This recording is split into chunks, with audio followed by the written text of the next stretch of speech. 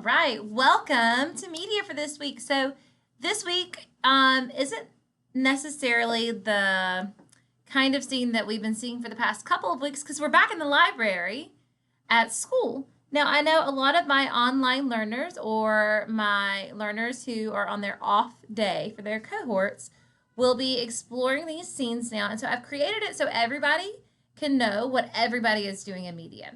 Now, if you are one of the cohort students, so this is your off day and you're at home and you still wanted to explore media, that is great. But when you come to see me in real life, whenever your cohort comes to see me, we will actually start with this lesson. So you'll see this lesson again when you come to the Media Center. It's okay if you want to go ahead and explore it and see it, but just know that we'll dive into it with the things that we can do in person when you're here. Now, my online learners that are completely virtual, I wanted you guys to know exactly what we're doing in our Media Center. So next year, whenever all this is over and you guys are back with us, when I say, hey, remember when we did this? It won't be like one group is getting something the other group isn't. So that's why I wanted to set everything up this way. Okay, so there are 4 different things that we'll do within the first week of being back in media. Read alouds, rules, name games, and I have some resources. So it doesn't really matter what grade level you're in. I have these things picked and I'll pick and choose and use them for different grade levels, but at home, you can explore them all. I will start with the rules of the Media Center. So if you click on the green bucket, you're going to see the rules that I'm teaching everybody when we're in here in this space. And then we also learn how to take care of our shelves in the Media Center. So you look at a bookshelf and it's nice and tidy and the books are lined up and you see the spines facing out, not the pages. And books are in a certain order. And we're going to learn how to keep books in their order here. But this links you to a game that will show you how we do our order in the library. So if you click New Game, we're going to do fiction. And we're going to start with level 1, 3 books. So our books are put in alphabetical order. Now, alphabetical order is A, B, C, D, E, F, and I'm sure you can keep going. And we start with the first letter. Now, if the first letter is the same, then we move to the second letter. So, for example, my name is Whitney. And if, let's say, my daughter Elle and I were side by side, alphabetical order, Elle would come before Whitney because her name begins with the letter E. Elle is spelled E-L-L-E. So E in the alphabet comes before W. Now, let's say I was beside someone whose name was Wendy.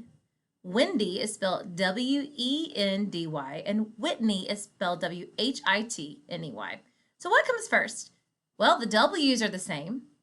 And then we have to look at the second letter. So the second letter in Wendy is an E, and the second letter in Whitney is an H. So what comes first in the alphabet, E or H?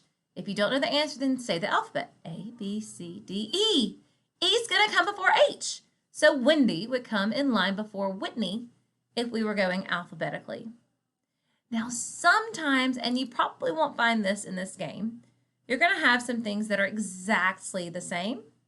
And when they're exactly the same last name, then we look at the first name. For example, my daughter Elle comes before me in alphabetical order. But if you're looking at our last names, we have the same last name. Whitfield and Whitfield. So who's going to go in line first, me or Elle? Then we look at the first name, and we've already decided that Elle's first name comes before my first name in the alphabet because her first name starts with E. Okay, so when you're playing this game, all three of these top letters are the same, and they stand for fiction. In our library, we don't have F-I-C. We just have a big F on the side of our books for fiction, and that is one of the sections that we shop in our library. If you remember, they're the short white shelves. So our fiction section books all go together, but then they're in alphabetical order. So let's look and see. N, W, and L. What comes first, L or I know W is going to go last, so let me move that W to the end. And then let me say the alphabet. A, B, C, D, E, F, G, H, I, J, K, L. L's going to come before N. Now I want to check my shelf because I think I have it all in order. Yay, And if I didn't have an order, it would tell me. Now, you can play this game as many times as you want on whatever level that you want, but it will help you when you come back to the library to get your shelves in order, especially when you're shopping and you need to put something back. Okay, we're going to get out of this and get back to buy. All right, so that's the rules, and we'll start there. Then we're going to move on to name games because I'm going to want to get to know the people who are in my space. So we will play name games inside the Media Center. If you are one of my virtual learners right now, you might be getting to know your classmates virtually, and that is awesome. So I challenge you to play your own kind of name game. These aren't going to work for you, but I challenge you to play your own name game the next time you're on Zoom to see if you can look at a face and know their name. And if you don't know their name by looking at a face, then maybe you want to try to play some sort of game in your head with how you can remember that name next time. I also do a lot of read alouds at the very beginning of school to teach us what to do with books. So one of these read alouds is called What Happened to Marian's Book. It's one of my favorite, especially for my kindergarten friends. But it's great for any grade level because Marian is a hedgehog who loves library books so much, and she just loves them and loves them hard. And I want you to love your library books, but we kind of have to love them easy. And you'll learn in Marian's story what it means to love a book hard. You'll see what she does and how we choose to love books easily. And it's all those rules that you kind of talk about in Marian's book.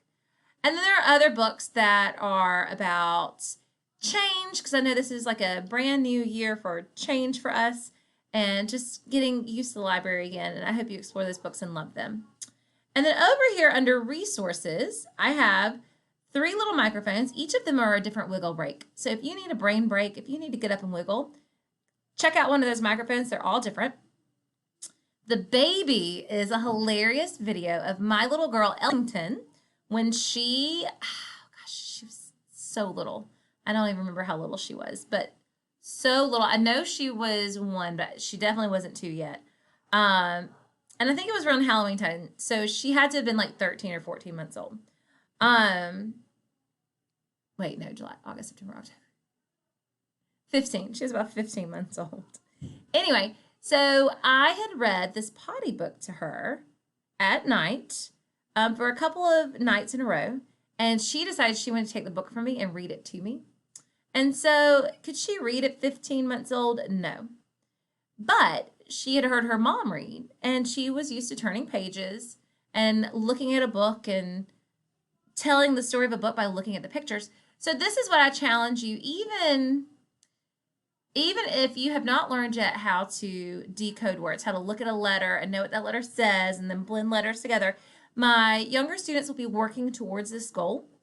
And this baby's on here for my younger students because I have a lot of friends that visit me in the library who say, Miss Whitfield, I can't read this book. Excuse me, we can all read every book, whether it is a book that we understand the words on or a book where we're just going to have to read the pictures. So I show this book to my younger students who come in here to show them we can all read a book. No, my 15-month-old was not reading that book, but she was looking at the pictures and she was telling the story of the pictures. Now, she had heard me tell the story before, so that did give her a leg up. But you can look at pictures in a book that no one's ever read to you and make up the story in your head. And then someone could read you the story and you could see, hey, was that right or wrong? But you're still engaging with that book. You're still reading the pictures, whether it follows along with what the words say in the book or not. And that's a great skill for any of us to have, especially when we need to sit down and build what's called stamina. So all of us need a reading stamina. Even if you can't read, you need to be able to sit down with a book and let that book keep you entertained or keep your brain busy for at least right now, if we're in kindergarten, about 5 to 10 minutes, depending on what that book is. And we grow. So my 4th graders, they should easily be able to sit down and have at least 1 hour worth of stamina with a book where they can sit down and read for an hour at a time. Now, they know how to decode and they know how to sound out words by that point. So it sounds like a long time to be sitting with a book for an hour, but it's really not when you know how to read the words on the page. Okay, my very last thing down here, so this thing was for my younger grades, and the very last thing down here is for my upper grades, but my younger grade parents, if you're listening and watching, this could be a good resource for you too. If you click on that laptop icon, it's going to take you to our school library. And in our school library, you're going to get a lot right here. It says log out because I'm logged in. But you're going to get login information soon. I'm not going to give that out just yet, but you're going to get login information soon. And you'll be able to log in through your account, and then you can see what books you have out, what you've checked out, what you need to bring back to me. But none of that matters right now if you just want to look at our catalog. So if you just want to look at our catalog, you can click right here on this link, and it'll take you to the home board where there's nothing, but you're going to have to come over. Oh, hold on. This is where I move. All right. If you click on catalog right here, you can type in anything and find it in our library. We might not have it, but we might have it. So let's see what we have Dogman-wise. Dogman, because that tends to be one of the favorites. Look at all the Dogman books we have. Now, just like in the regular library, it's telling you where you can find it. And then over here, it tells you 2 out of 3 of them are back in the library. So that means someone still has one checked out. 0 out of 1, someone still has that one checked out. 5 out of 6. I don't think I have 6 of those back yet. Anyway, so you can look and you can see what's in the library and what's not in the library. And this is really helpful for checking out books and knowing what's available to check out when you come see me. I know that a lot of my digital people are not going to be coming to see me right now, but I still want you to know how to do this, because moving forward, a lot of people come to me sometimes and say, Ms. Whitfield, where are your Elephant and Piggie books? Or what kind of Elephant and Piggie, like how many Elephant and Piggie books do you have? And I'll say, go check the catalog. And that is exactly what this is. You come to the catalog and you check it out. So Elephant and Piggie, I don't think it's going to be Elephant and Piggie, but we could find Mo Willems because he's the author. So if you type it in and you click author right here, boom, and it's going to show you all the Mo Willems books that I have in the library and if they're available or not. And if you click into them more, it's going to tell you more about the book. So my friends who are actually in the library right now, instead of going to the shelves and digging through books and touching everything, I'm going to be teaching them how to use this online catalog to decide what they want before they go to the shelves. And then they're going to get that one book for the week. Anyway, so that is our online catalog. And that is our media lesson for this week, guys. I hope that you enjoy it. I hope that you've learned something new and that you have a great week. Bye.